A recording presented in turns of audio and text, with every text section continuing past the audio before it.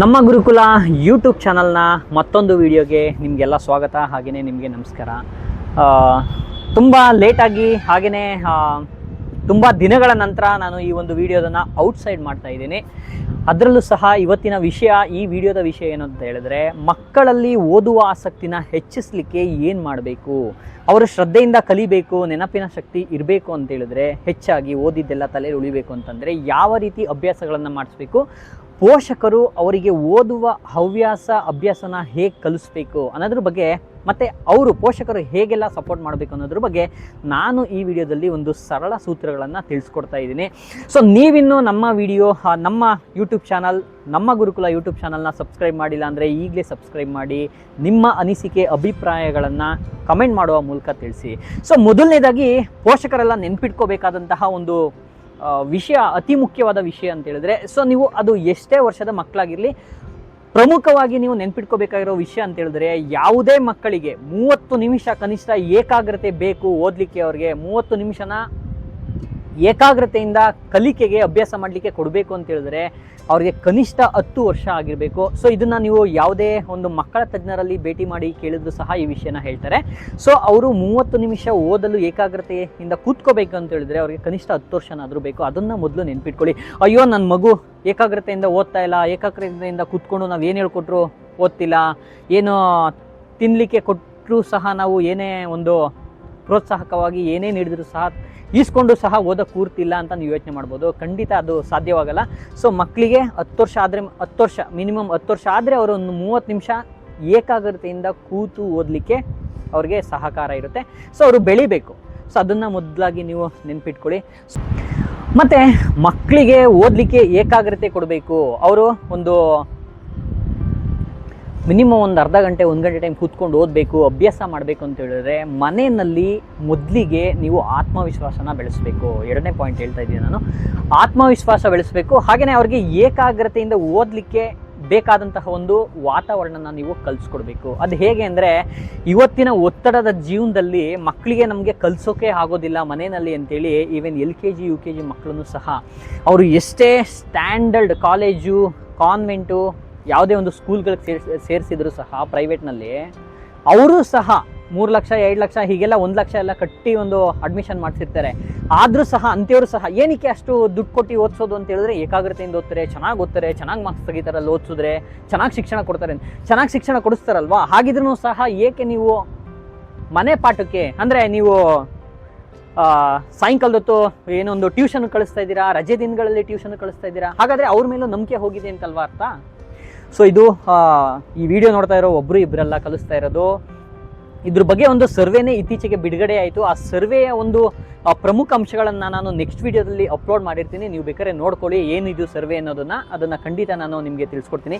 So ಹಾಗೆ ಮನೆಯಲ್ಲಿ ಒಂದು ಪೂರಕ ವಾತಾವರಣ ಇರಬೇಕು ಮಕ್ಕಳು ಓದಲಿಕ್ಕೆ. ಅಂದರೆ ಈ ಒತ್ತಡದ ಜೀವನದಲ್ಲಿ ಮಕ್ಕಳನ್ನ ಟ್ಯೂಷನ್ ಕಳಿಸ್ಬಿಡ್ತೀರಿ, ಟ್ಯೂಷನ್ ಕಳ್ಸೋಕ್ಕಾಗದೆ ಹೋದವರು ಮನೆಯಲ್ಲೇ ಇದ್ರೂ ಸಹ ನೀವೇನು ಮಾಡ್ತೀರಿ ಅಂದರೆ, ಪೋಷಕರು ನೀವು ನಿಮ್ಮ ಪಾಡಿಗೆ ನೀವು ಮೊಬೈಲ್ ಯೂಸ್ ಮಾಡಿಕೊಂಡು ರೀಲ್ಸ್ ನೋಡ್ಕೊಂಡು ಏನೋ ಇದು ಮಾಡ್ತೀರಾ, ಟಿವಿ ನೋಡ್ತಾ ಇರ್ತೀರಾ. ಮಕ್ಕಳಿಗೆ ಆರಂಭದಿಂದ ಮಕ್ಕಳಿಗೆ ಓದಲಿಕ್ಕೆ ಏಕಾಗ್ರತೆ ಬೇಕು ಅಂತಂದರೆ ಅವರಿಗೆ ನೀವು ಪೂರಕವಾದಂತಹ ವಾತಾವರಣ ಕಲ್ಪಿಸಬೇಕು. ಅದು ಹೇಗೆ ಅಂದರೆ, ಮಕ್ಕಳು ಚಿಕ್ಕಂದಿನಲ್ಲಿ ನೀವೇನು ಮಾಡ್ತೀರೋ ಅದನ್ನೇ ಮಕ್ಕಳು ಮಾಡೋದು. ನೀವು ಮೊಬೈಲ್ ನೋಡ್ತಾ ಕೂತ್ಕೊಂಡ್ರೆ ಅಪ್ಪ ಏನು ತೋರಿಸು ಅಂತ ಅವ್ರು ಬಂದೇ ಬರ್ತಾರೆ, ಅಮ್ಮ ಏನು ತೋರಿಸು ಅಂತ ಅಂದ್ಬಿಟ್ಟು ಅವ್ರು ಬಂದೇ ಬರ್ತಾರೆ. ನೀವೇನೋ ಮೊಬೈಲ್ ಇಟ್ಕೊಂಡು ನಗ್ತಾ ಇರ್ತೀರಾ, ಅವಾಗ ಅಮ್ಮ ಏನು ಅಂದ್ಕೊಂಡು ಅವರು ಬರ್ತಾರೆ.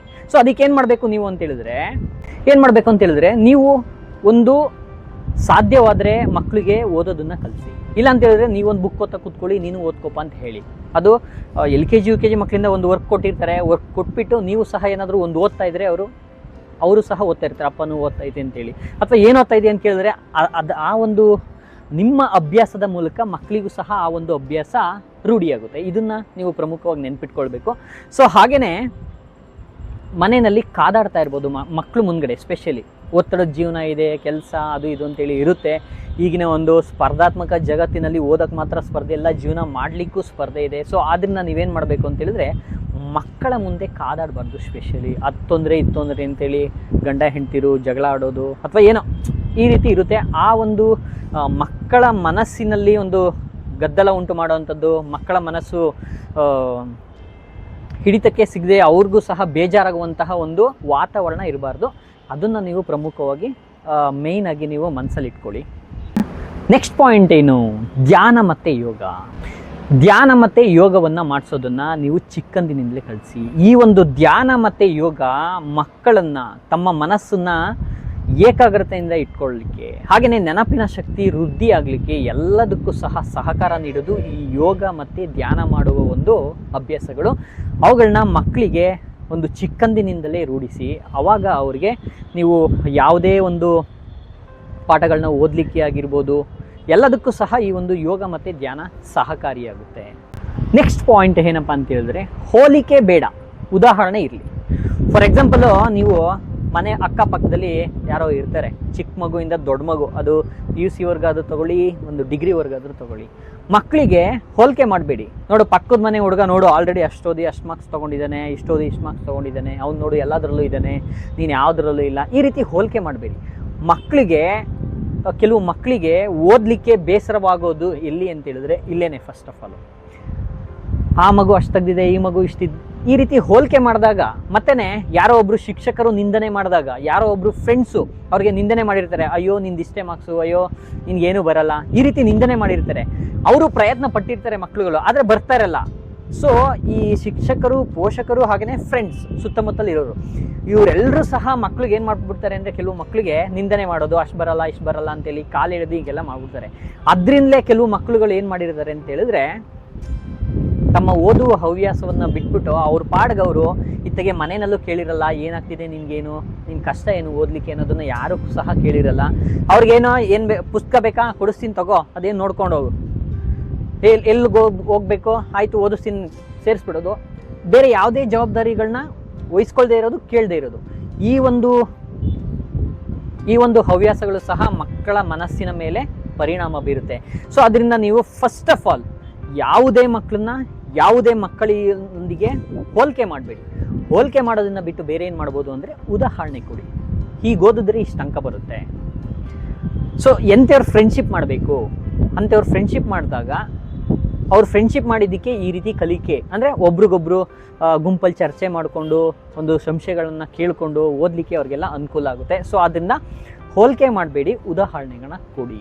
ಹಾಗೆಯೇ ಮಕ್ಕಳಲ್ಲಿ ಆತ್ಮವಿಶ್ವಾಸ ಮೂಡಿಸೋದು ಹೇಗೆ ಅಂತ ಹೇಳಿದ್ರೆ, ಅವ್ರೇನೋ ಒಂದು ಸಣ್ಣ ತಪ್ಪು ಮಾಡ್ತಾರೆ. ಆ ಸಣ್ಣ ತಪ್ಪು ಮಾಡಿದಾಗ ನೀವೇನು ಮಾಡ್ಬೋದು ಅಂತ ಹೇಳಿದ್ರೆ, ಈ ರೀತಿ ತಪ್ಪು ಮಾಡಬಾರ್ದಪ್ಪ ಅಂತ ಹೇಳಿ ತಿಳಿ ಹೇಳಬೇಕು. ಅದು ಬಿಟ್ಟು ಜೋರಾಗಿ ಗದರಿಸೋದು, ಮಕ್ಕಳು ಕೇಳೋಕ್ಕೆ ಭಯ ಪಡ್ಕೋಬೇಕು. ಕೆಲವರು ಎಷ್ಟು ಸ್ಟ್ರಿಕ್ಟಾಗಿ ಬೆಳೆಸಿರ್ತಾರೆ ಅಂತ ಹೇಳಿದ್ರೆ, ಮಕ್ಕಳು ಏನಾದ್ರು ಸ್ವಯಂ ಪ್ರೇರಣೆಯಿಂದ ಏನಾರು ಮಾಡಲಿಕ್ಕೂ ಸಹ ಅವರು ಎದುರ್ತಾ ಇರ್ತಾರೆ. ಅಷ್ಟು ಒಂದು ಸ್ಟ್ರಿಕ್ಟಾಗಿ ಬೆಳೆಸಿರ್ತಾರೆ ಮಕ್ಕಳನ್ನ, ಅಷ್ಟೊಂದು ಇದಾಗಿ ಬೆಳೆಸೋ. ಅದ್ರ ಬದಲು ಪ್ರೀತಿಯಿಂದ ಬೆಳೆಸಿ, ಪ್ರೀತಿಯಿಂದ ನೋಡ್ಕೊಳ್ಳಿ, ಪ್ರೀತಿಯಿಂದ ಒಂದು ಆತ್ಮವಿಶ್ವಾಸನ ಕ್ರಿಯೇಟ್ ಮಾಡಿ. ನಮ್ಮಮ್ಮ ನಮಗೆ ಓದೋ ವಿಷಯದಲ್ಲಿ ಏನೇ ಕೇಳಿದ್ರು ಸಪೋರ್ಟ್ ಮಾಡ್ತಾರೆ, ನಾವು ತಪ್ಪು ಮಾಡಿದ್ರು ಸಹ ತಿತ್ತಾರೆ, ನಾವು ತಪ್ಪು ಮಾಡಿದ್ರು ಸಹ ಹೇಳ್ಕೊಡ್ತಾರೆ ಅನ್ನೋ ಒಂದು ವಾತಾವರಣನ ನೀವೇ ಸೃಷ್ಟಿಸ್ಕೊಡ್ಬೇಕು. ಅದು ನೀವೆಲ್ಲೋ ಟ್ಯೂಷನ್ ಕಳಿಸ್ತಿರಲ್ಲ, ಅಲ್ಲಿ ಸೃಷ್ಟಿಯಾಗಲ್ಲ. ಮಕ್ಕಳಿಗೆ ಮನೆಯೇ ಮೊದಲ ಪಾಠಶಾಲೆ ಅನ್ನೋದಿದೆ. ಅದನ್ನು ನೀವು ಕಲಿಸೋದಾದರೆ, ಆ ಒಂದು ವಾತಾವರಣನ ನೀವು ಸೃಷ್ಟಿಸಿದ್ರೆ ಮಾತ್ರ ಮಕ್ಕಳಿಗೆ ಕಲಿಕೆಯಲ್ಲಿ ಏಕಾಗ್ರತೆ, ಆತ್ಮವಿಶ್ವಾಸ, ಹಾಗೆಯೇ ಅವ್ರೇನೇ ಮನಸ್ಸು ಮಾಡಿದರೂ ಸಹ ನಂಗೆ ಗೆಲ್ಬೋದು ಅನ್ನೋ ಒಂದು ಮನದಲ್ಲಿ ಅವ್ರಿಗೆ ಉಂಟಾಗುತ್ತೆ ಆತ್ಮವಿಶ್ವಾಸ. ಸೊ ನೆಕ್ಸ್ಟು ಏನಪ್ಪ ಅಂತ ಹೇಳಿದ್ರೆ, ಎಲ್ಲದಕ್ಕೂ ಎಸ್ ಅಂತ ಹೇಳಬೇಡಿ. ಏನೋ ಕೇಳ್ತಾರೆ ಸಡನ್ನಾಗಿ ಕೊಡಿಸ್ಬಿಡೋದು, ಅದರ ಪ್ರಾಮುಖ್ಯತೆಯೇ ಗೊತ್ತಿರಲ್ಲ. ಕೆಲವರೆಲ್ಲ ನಾವು ಕಂಡಂಗೆ, ನಾವು ಈ 10th PUC ಹೀಗೆಲ್ಲ ಓದ್ತಿದ್ದಾಗ ಕೆಲವು ಶ್ರೀಮಂತರ ಮಕ್ಕಳುಗಳು ನೋಡಿ ನಾವು ಸಹ ಅಬ್ಸರ್ವ್ ಮಾಡಿದ್ದೀವಿ. ನಾನು ಓದಕ್ಕೆ ಹೋಗ್ಬೇಕು ಅಂದರೆ ಗಾಡಿ ಕೊಡಿಸ್ಬೇಕು, ನಾನು ಓದಕ್ಕೆ ಹೋಗಬೇಕು ಅಂದರೆ ಅಲ್ಲಿಗೆ ಟ್ರಿಪ್ ಕಳಿಸ್ಬೇಕು, ಏನೋ ಗೋವಾನೇ ಬರೀನಾ ಅಥವಾ ಫಾರಿನ್ ಟ್ರಿಪ್ಪೇ ಬರೀ, ಈ ರೀತಿ ಕೇಳಿದವರು ಇದ್ದಾರೆ ನಮ್ಮ ಕಣ್ಮುಂದ್ಗಡೆ. PUC ಓದಬೇಕಾದ್ರೆ, ಡಿಪ್ಲೊಮೊ ಹೀಗೆ BE ಓದಬೇಕಾದ್ರೆಲ್ಲ ನಾವು ನೋಡಿದ್ದೀವಿ. ಗಾಡಿ ಕೊಡಿಸಿದ್ರೆ ಓದೋ, ಈ ರೀತಿ ಹವ್ಯಾಸಗಳನ್ನ ಮಕ್ಕಳಿಗೆ ದಯವಿಟ್ಟು ಪ್ರೋತ್ಸಾಹಿಸಬೇಡಿ. ನೀನು ಓದು ಮೊದಲು, ಆಮೇಲೆ ಕೊಡಿಸ್ತೀನಿ ಅಂತ ಹೇಳಬೇಕು. ಮೊದಲೇ ಕೊಡಿಸ್ಬಿಟ್ಟು ಓದು ಅಂತ ಹೇಳಿದ್ರೆ ಅವ್ರು ಎಲ್ಲಿಗೋಗಿರ್ತಾರೆ, ಅವಕ್ಕೆಲ್ಲ ಸುತ್ತಕ್ಕೆ ಹೋಗಿರ್ತಾರೆ. ಓದಿದ್ದು ನೆನಪಬೇಕು, ಓದಿಕ್ಕೆ ಟೈಮ್ ಬೇಕು ಅಂತಂದರೆ ಅವ್ರಿಗೆಲ್ಲಿರುತ್ತೆ ಟೈಮು? ನೀವು ಗಾಡಿ ಕೊಡ್ಸೋದ್ಮೇಲೆ ಅಥವಾ ನೀವು ಟ್ರಿಪ್ಪು ಕಳ್ಸೋದ್ಮೇಲೆ. ನೀನು ಮೊದಲು ಓದು, ಅದರ ಪ್ರಾಮುಖ್ಯತೆನ ಅದಕ್ಕೆ ಕಾಯುವ ಒಂದು ಪೇಷನ್ಸಿಂದ ಕಾಯೋದಿದೆಯಲ್ಲ. ಈಗ ಹಾಸ್ಪಿಟ್ಲಿಗೆ ಹೋದರೆ, ಗೌರ್ಮೆಂಟ್ ಹಾಸ್ಪಿಟ್ಲ್ಗಳಿಗೆ ಎಷ್ಟು ಗಂಟೆಗಳ ಕಾಲ ಕೂತ್ಕೋತಾರೆ ಕೆಲವೊಂದು ಗೌರ್ಮೆಂಟ್ ಹಾಸ್ಪಿಟ್ಲ್ಗಳಲ್ಲಿ. ಈವನ್ ಅಪಾಯಿಂಟ್ಮೆಂಟ್ ತೊಗೊಂಡ್ರೂ ಸಹ ಡಾಕ್ಟರ್ ಹತ್ರ ಆಗಿರ್ಬೋದು, ಕೆಲವೊಂದು ಕಡೆ ಎಲ್ಲ ಎಷ್ಟೊತ್ತು ಕೂತಿರ್ತಾರೆ, ಕಾದು ಸುಸ್ತಾಗಿರ್ತಾರೆ.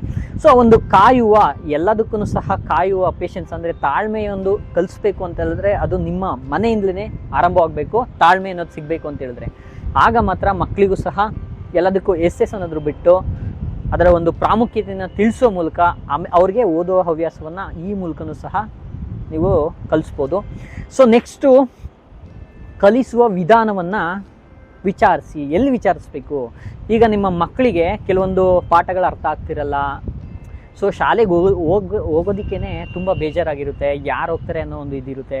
ನಾನು ಹೋಗಲ್ಲ ಅಂತ ಕೆಲವು ಮಕ್ಕಳುಗಳು ಏನು ಮಾಡಿರ್ತಾರೆ, ವಿದ್ಯಾರ್ಥಿ ಜೀವನದಲ್ಲೇ ನಾನು ಅಲ್ಲಿಗೆ ಹೋಗಲ್ಲ, ಬೇರೆ ಕಡೆ ಹೋಗ್ತೀನಿ, ಹಾಗೆ ಯಾಕೆ? ಫಸ್ಟ್ ಆಫ್ ಆಲ್ ಅದು ಏನಿಗೆ ಬರ್ತಿದೆ ಅನ್ನೋದನ್ನ ವಿಚಾರಣೆ ಮಾಡಬೇಕು. ಹೇಗೆ ವಿಚಾರಣೆ ಮಾಡಬೇಕು?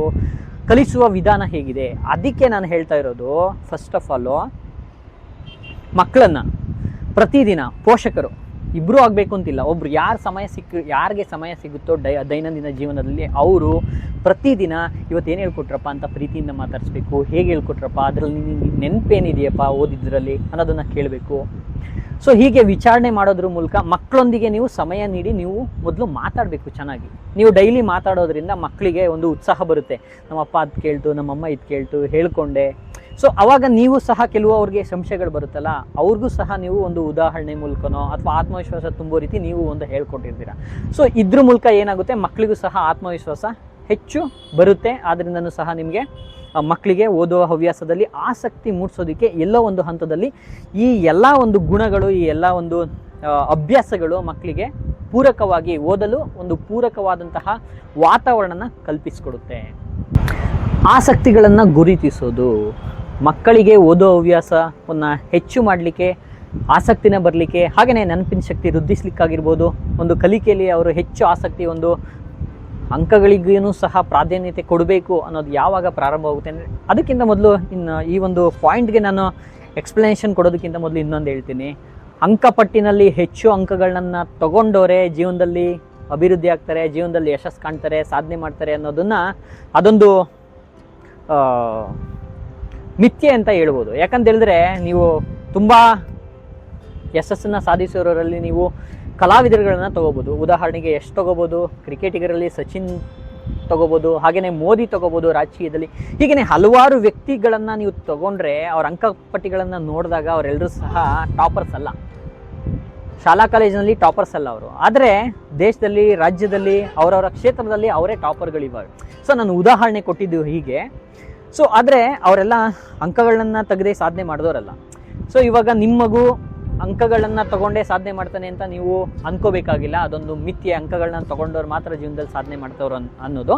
ಸೊ ಹಾಗಂತ ನೀವು ಪ್ರಾಧಾನ್ಯತೆ ನೀಡ್ದೇ ಇರೋದು ಸಹ ತಪ್ಪಾಗುತ್ತೆ. ಸೊ ಇದಕ್ಕೂ ಪ್ರಾಧಾನ್ಯತೆ ಕೊಡಿ. ಆ ಒಂದು ವಿಷಯದಲ್ಲಿ ನೀವು ಅವರ ಆಸಕ್ತಿಗಳನ್ನು ಗುರುತಿಸೋದು ತುಂಬ ಅತಿ ಮುಖ್ಯ. ಫಾರ್ ಎಕ್ಸಾಂಪಲ್, ನೀವು ನನ್ನ ಮಗ ಓದ್ತಾ ಇಲ್ಲ, ಬರೀ ಯಾವಾಗಲೂ ಕತೆ ಪುಸ್ತಕ ಓದ್ಕೊಂಡಿರ್ತಾನೆ, ಕ್ರಿಕೆಟ್ ಆಡ್ಕೊಂಡಿರ್ತಾನೆ, ಅಥವಾ ಹುಡುಗರ ಜೊತೆ ಅಡ್ಡಾಡ್ಕೊಂಡಿರ್ತಾನೆ. ಸೊ ಹೀಗೆ ಕೆಲವರು ಪೇರೆಂಟ್ಸ್ಗಳ ಒಂದು ಕಂಪ್ಲೇಂಟ್ ಇದ್ದೇ ಇರುತ್ತೆ, ಓದ್ತಾ ಇಲ್ಲ, ಅವ್ರಿಗೆ ನೆನಪಿನ ಶಕ್ತಿ ಸಿಗ್ತಾ ಇಲ್ಲ, ನಾವು ಎಷ್ಟೇ ಪ್ರಯತ್ನ ಪಟ್ಟರು ಒಳ್ಳೆ ರೀತಿ ಹೇಳಿದ್ರು ಸಹ ಇದು ಮಾಡ್ತಾ ಇಲ್ಲ ಅಂತ. ಅಂತಹ ಸಂದರ್ಭದಲ್ಲಿ ನೀವೇನು ಮಾಡಬೇಕು ಅಂತ ಹೇಳಿದ್ರೆ, ಮಕ್ಕಳ ಆಸಕ್ತಿಗಳನ್ನು ಗುರುತಿಸಬೇಕು. ಅವ್ರ ಆಸಕ್ತಿ ಏನು, ನಿನ್ಗೆ ಏನಾಗ್ಲಿಕ್ಕೆ ಇಷ್ಟ, ನಿಂಗೆ ಯಾವ ರೀತಿ ಸಹಕಾರ ಬೇಕು, ಯಾಕೆ ಓದೋಕ್ಕೆ ನಿಂಗೆ ಏನಕ್ಕೆ ಆಗ್ತಾ ಇಲ್ಲ, ಈ ರೀತಿ ಒಂದು ಪ್ರಶ್ನೆಗಳನ್ನು ಕೇಳುವ ಮೂಲಕ ಅವರ ಆಸಕ್ತಿಗಳನ್ನು ಗುರುತಿಸಿ ಸಪೋರ್ಟ್ ಮಾಡೋದು ಸಹ ಅತಿ ಮುಖ್ಯವಾಗಿರುತ್ತೆ. ಸ್ವಯಂ ಪ್ರೇರಣೆಯಿಂದ ಮಕ್ಕಳು ಓದುವ ಆಸಕ್ತಿನ ಹೆಚ್ಚಿಸ್ಕೊಳ್ಳೋದ್ರ ಬಗ್ಗೆ ನೀವು ಸಹ, ನಿಮ್ಮ ಒಂದು ಪಾತ್ರವು ಸಹ ಮಕ್ಕಳಿಗೆ ತುಂಬ ಅತಿ ಮುಖ್ಯವಾಗಿರುತ್ತೆ. ಅದು ಹೇಗೆ, ಒಂದು ಉದಾಹರಣೆ ಹೇಳ್ತೀನಿ. ಆಲ್ಬರ್ಟ್ ಐನ್ಸ್ಟೀನ್ ಅವ್ರಿಗೆ ಗೊತ್ತಿರ್ಬೋದು ನಿಮಗೆ. ಅವ್ರಿಗೆ ಪಾಠ ಮಾಡೋದು ಏನೂ ಅರ್ಥ ಆಗ್ತಿರ್ಲಿಲ್ಲ. ಅದರಿಂದ ಟೀಚರು ಸಹ, ಅವ್ರ ಟೀಚರು, ನಿಮ್ಮ ಮಗು ಓದ್ತಾ ಇಲ್ಲ, ಯಾಕೋ ತುಂಬ ಮಂದ ಇದ್ದಾನೆ, ಹೀಗೆ ಹೇಳಿ ಕಳಿಸಿದ್ರಂತೆ. ಇದನ್ನು ಹೋಗ್ಬಿಟ್ಟು ಅವರು ಅಬ್ಸರ್ವ್ ಮಾಡ್ತಿದ್ರಲ್ಲ ಅವ್ರ ತಾಯಿ, ಆಲ್ಬರ್ಟ್ ಐನ್ಸ್ಟೀನ್ ಅವ್ರ ತಾಯಿ. ಸೊ ಅವ್ರಿಗೂ ಗೊತ್ತಾಗಿ ಅವ್ರು ಏನು ಹೇಳಿದ್ರಂತೆ ಅಂತಂದರೆ, ನಾನು ಶಾರ್ಟ್ ಆ್ಯಂಡ್ ಸ್ವೀಟಾಗಿ ಹೇಳ್ತಾ ಇದ್ದೀನಿ ಕಥೆನ, ತುಂಬ ಹೇಳೋದಾದ್ರೆ ತುಂಬ ಇದೆ, ಅಷ್ಟೆಲ್ಲ ಬೇಡ, ನಾನು ಶಾರ್ಟ್ ಆ್ಯಂಡ್ ಸ್ವೀಟಾಗಿ ಹೇಳಿರೋದು.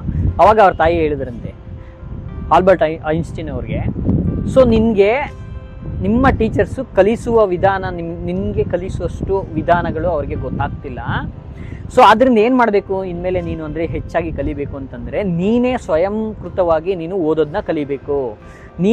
ನಿನ್ಗೇನು ಬೇಕೋ ಅದನ್ನು ಕಲಿಬೇಕು, ಹೆಚ್ಚು ಓದ್ಕೋಬೇಕು, ಅನ್ವೇಷಣೆ ಒಂದು ವಿಧಾನದಿಂದ ನೀನೇ ಹೆಚ್ಚು ಓದಬೇಕು ಅಂತ ಹೇಳ್ಕೊಟ್ರಂತೆ. ಅವತ್ತಿನಿಂದ ಅವರು ಯಾವ ರೀತಿ ಹೆಸರು ಮಾಡಿದ್ರು ಒಂದು ವಿಜ್ಞಾನ ಕ್ಷೇತ್ರಕ್ಕೆ ಸಂಬಂಧಪಟ್ಟಂತೆ ಅನ್ನೋದು ನಿಮಗೆಲ್ಲ ಗೊತ್ತೇ ಇದೆ. ಸೊ ಹೀಗೆ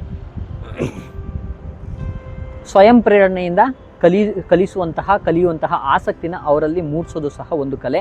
ಅದಕ್ಕೆ ವಿಧಾನಗಳು ಏನೇನು ಅನ್ನೋದನ್ನು ನೀವು ನಾನು ಮತ್ತೊಂದು ವಿಡಿಯೋದಲ್ಲಿ ಇದ್ರ ಬಗ್ಗೆ ಕಲಿಸುವ ಸ್ವಯಂ ಪ್ರೇರಣೆಯಿಂದ ಕಲೀಲಿಕ್ಕೆ ಯಾವೆಲ್ಲ ವಿಧಾನಗಳನ್ನು ಮಕ್ಕಳಿಗೆ ಹೇಳ್ಕೊಡ್ಬೇಕು ಅನ್ನೋದನ್ನು ಮತ್ತೊಂದು ವಿಡಿಯೋದಲ್ಲಿ ಹೇಳ್ಕೊಡ್ತೀನಿ. ಇದನ್ನು ಶಾರ್ಟ್ ಆ್ಯಂಡ್ ಸ್ವೀಟಾಗಿ ಸ್ವಯಂ ಪ್ರೇರಣೆಯಿಂದ ಕಲಿಸ್ಲಿಕ್ಕೆ, ಅವರು ಕಲಿಯೋದಕ್ಕೆ ಸಹಕಾರ ನೀಡೋದು ಮತ್ತು ಹೇಳ್ಕೊಡೋದು ಆ ವಿಧಾನಗಳನ್ನ, ಅದನ್ನು ನೀವು ಮಾಡಬೇಕಾಗುತ್ತೆ. ಸೊ ಇದಿಷ್ಟು ಇಂದಿನ ವಿಡಿಯೋದಲ್ಲಿ ನಾನು ನಿಮಗೆ ತಿಳಿಸ್ಕೊಡ್ಬೇಕು ಅಂತ ಅಂದ್ಕೊಂಡ ಒಂದು ವಿಷಯ. ಮತ್ತೊಂದು ವಿಡಿಯೋದಲ್ಲಿ ಮಕ್ಕಳ ಕಲಿಕೆ ಬಗ್ಗೆನೇ ಇರುವಂತಹ ಹಲವಾರು ಟಾಪಿಕ್ಗಳ ಬಗ್ಗೆ ನಾನು ಕವರ್ ಮಾಡ್ತಾ ಹೋಗ್ತೀನಿ. ಸೊ ನೀವಿನ್ನು ನಮ್ಮ ಗುರುಕುಲ ಯೂಟ್ಯೂಬ್ ಚಾನಲ್ನ ಸಬ್ಸ್ಕ್ರೈಬ್ ಮಾಡಿಲ್ಲ ಅಂದರೆ ಈಗಲೇ ಸಬ್ಸ್ಕ್ರೈಬ್ ಮಾಡಿ, ಬೆಲ್ ಬಟನ್ನ ಕ್ಲಿಕ್ ಮಾಡಲಿಕ್ಕೆ ಮರಿಬೇಡಿ. ಮತ್ತು ಅತಿ ಮುಖ್ಯವಾಗಿ ನೀವು ನಮ್ಮ ಒಂದು ವಿಡಿಯೋದಲ್ಲಿ ನಮ್ಮ ವಿಡಿಯೋ ಬಗ್ಗೆ ನಾನು ಹೇಳಿರುವಂತಹ ಟಾಪಿಕ್ಗಳ ಬಗ್ಗೆ ನಿಮ್ಮ ಅನಿಸಿಕೆ ಅಭಿಪ್ರಾಯಗಳನ್ನು ಕಮೆಂಟ್ ಮಾಡಲಿಕ್ಕೆ ದಯವಿಟ್ಟು ಮರಿಬೇಡಿ. ಧನ್ಯವಾದಗಳು. ಬಾಯ್ ಬಾಯ್.